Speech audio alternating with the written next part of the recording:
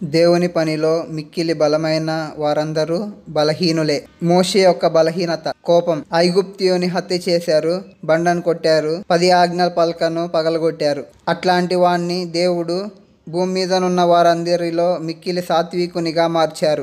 గిద్యోని యొక్క బలహీనత అభద్రతా భావం, తనను తాను తక్కువ అంచనా వేసుకోవడం. అయినను దేవుడు అతన్ని పరాక్రమం గల బలాఢ్యుడా అని బలపరిచారు. అబ్రహాం బలహీనత భయం, అందుకే తన భార్యని సహోదరి అని చెప్పమన్నారు.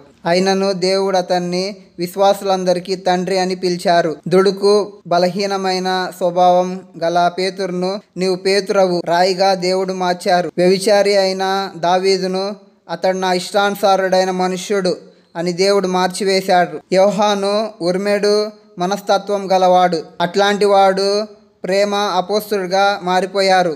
నీ బలహీనతను ఒప్పుకో. దేవుడు మిమ్మల్ని దీవించునుగాక. ఆమేన్.